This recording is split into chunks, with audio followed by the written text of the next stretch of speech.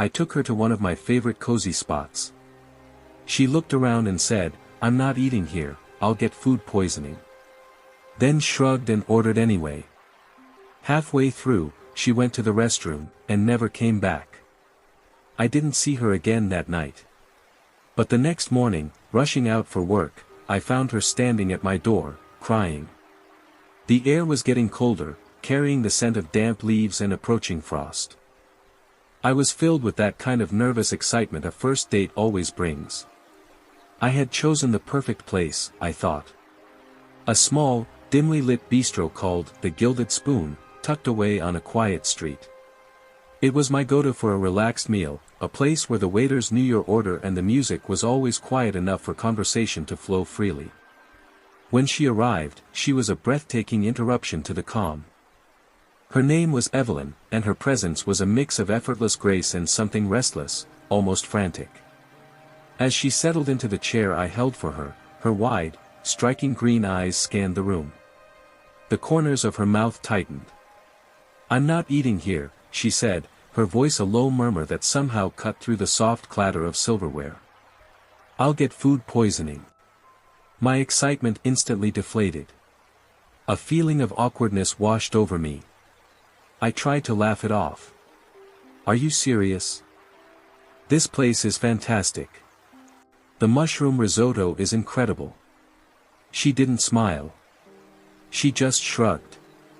"Whatever. I'm hungry anyway." She picked up the menu, but her eyes kept darting around the room, as if she were expecting someone or something to jump out at her. She ordered the risotto. The dinner was a slow descent into discomfort. Every time I tried to ask a question, she answered in clipped sentences, her gaze fixed on the front door. She picked at her food, barely touching it. I tried to tell her a funny story about my dog, hoping to break the ice, but she just nodded absently, her fingers drumming a silent rhythm on the tablecloth. I began to think the evening was a complete failure. Halfway through the meal, she abruptly put down her fork. "I need to go to the restroom," she said, her voice a little too loud, a little too urgent. "Okay," I said, feeling relieved for a moment of silence. I watched her walk away, and she disappeared around the corner. I waited. And waited. 10 minutes turned into 20. The risotto on my plate grew cold. I called her phone, voicemail. I texted, no reply. A wave of anger and humiliation washed over me. She had just left. Just like that. I walked home alone, the cold air a bitter counterpoint to the heat of my frustration. I couldn't stop replaying her words, her strange behavior. The "food poisoning" comment no longer seemed like a joke. The whole night felt like a fever dream. I tossed and turned all night, her face a phantom in my thoughts. I finally drifted into a fitful sleep just as the sky began to lighten. My alarm went off a few hours later, and I practically leapt out of bed. I was running late for a big presentation at work. I grabbed my coffee and briefcase and threw open the front door. And there she was. Huddled against my doorway, shivering, her knees pulled to her chest. Her elegant black dress was wrinkled and stained, and her hair was a tangled mess. Her face, usually so striking, was streaked with dirt and tear tracks. Her eyes, red and swollen, looked up at me with a mix of despair and relief so intense it took my breath away. "Evelyn," I whispered, my mind reeling. She didn't answer. She just sobbed, a deep, racking sound that shook her entire body. My anger and confusion from the night before dissolved, replaced by a deep, chilling dread. Her state was so fragile, so terrified, that it was impossible to be angry. Something was terribly wrong. Something had happened to her. And for some reason, she had come to my door. "What's wrong?" I asked, my voice barely a whisper. "What happened?" She just shook her head, unable to speak, her tears a silent scream. She finally managed to get out 3 words, her voice a fragile whisper. "They're coming for me." And in that moment, I knew this wasn't just a bad date. It was the start of a nightmare, and I was standing on its threshold. She stood on my porch, a disheveled wreck. "They're coming for me," she whispered, her words hanging in the cold morning air. I ushered her inside, where she collapsed on the couch, shivering. The elegant woman from last night was gone, replaced by a terrified stranger. "You have to tell me what's going on," I urged her. "I can't. I'm putting you in danger," she said, her voice raw. I pressed her. "From who?" "The wrong people, Alex. The kind of people you just disappear from." She explained that at the restaurant, she had seen one of her former handlers from a private security firm. They weren't a normal company, they were mercenaries. She'd left the group, but they didn't take betrayal lightly. She'd slipped out the back of the restaurant's restroom and had been on the run all night. My mind reeled. This wasn't a bad date, it was a scene from a thriller. My cozy life was suddenly in the crosshairs. She'd used my phone's location to find my place, desperate and with nowhere else to go. She broke down, apologizing for dragging me into her nightmare. I tried to calm her, but before she could say more, a loud, commanding knock rattled my front door. Her eyes went wide with terror. "They're here," she whispered. The knock came again, a cold, final sound that sealed my fate. I looked at the door, then at Evelyn. The sheer terror in her eyes confirmed my fears. It wasn't a delivery, it was a threat. "Get up. Now." I hissed, pulling her to her feet.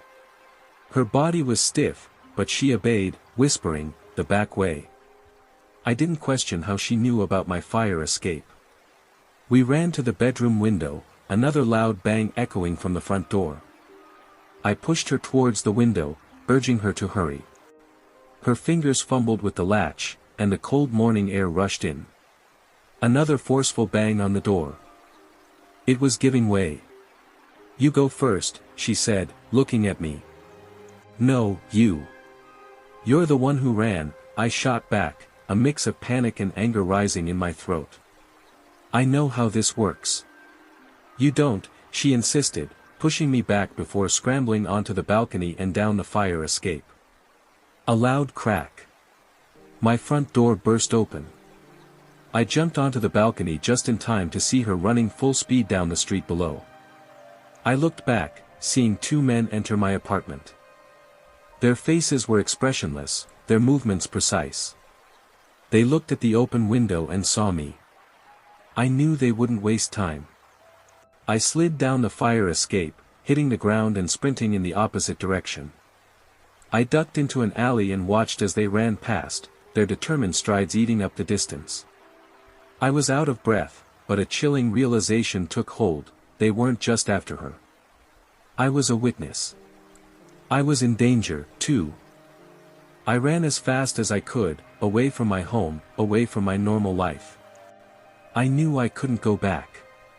I had to think like her now, to act like a ghost. I ran frantically, not knowing where I was going. My legs, used to measured morning jogs, were screaming in protest, but I pushed them on. I looked back and saw them emerging from the alley. They moved with a cold, professional efficiency, their eyes locked on me. I rounded a corner, then another, hoping to lose them. It was then that I realized I couldn't keep running. I had to think. Evelyn was right. This wasn't my life. I was trapped. I couldn't go back home, to my job, to my friends. I was a prisoner in her world, and that terrified me more than anything.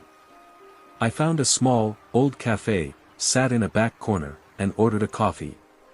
My hands were shaking. I took out my phone. Calling anyone was too dangerous. I had to disappear. I knew they would be tracking me, so I turned it off.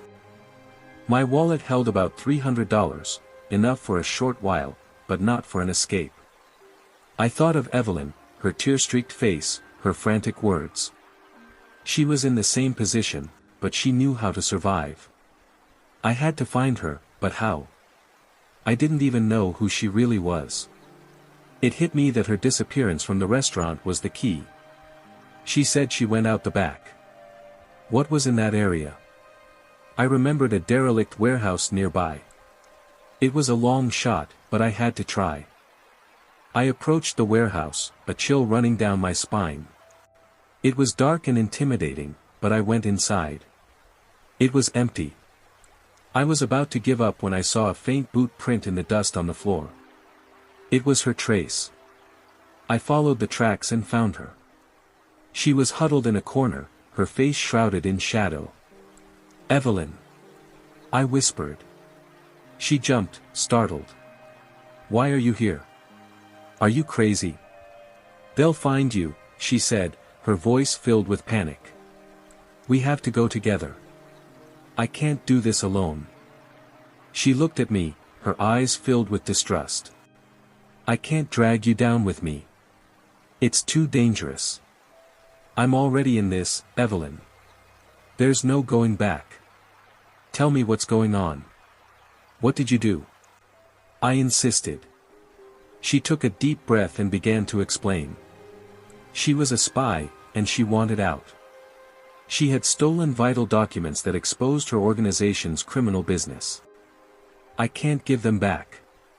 It's the only leverage I have." Looking at her, I understood she wasn't just a fugitive. She was fighting. She was a hero. I proposed a plan that I thought would work. I told her about my friend, a journalist at a major newspaper. I knew that if we gave him the documents, they couldn't be stopped. We contacted him, and he agreed to meet us at an old hotel. I knew it might be a trap, but I trusted him. We met, and he took the documents, promising to publish them immediately. But I was wrong. As we left the hotel, two men in black suits stopped us. They were the ones who had been chasing us.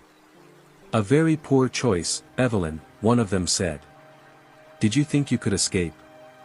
"She's not alone," I said, stepping forward. He laughed, a dangerous glint in his eyes. "Do you think you can do something?" I knew I couldn't, but I had to try. I pulled the knife I had taken from the warehouse and lunged at him. I knew this might be the last day of my life, but I had to fight. He parried my blow and hit me in the head. I fell to the ground. I saw them grab Evelyn and drag her to a car. Her eyes were filled with tears, and she was screaming my name. I tried to get up, but I couldn't. Then everything went black. When I woke up, I was in a hospital. My journalist friend was by my side. He told me the documents were published, and the organization was ruined. They couldn't do anything more.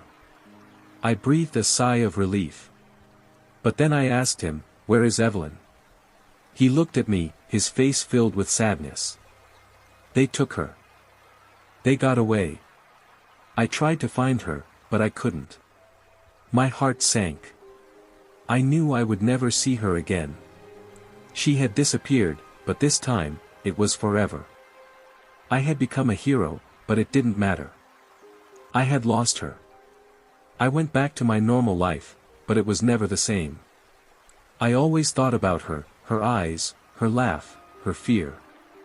She was a part of my life that was gone forever, leaving behind only a phantom trace and an empty space in my heart. That was all that was left of our short, frantic love. That was all that was left of our psychological thriller.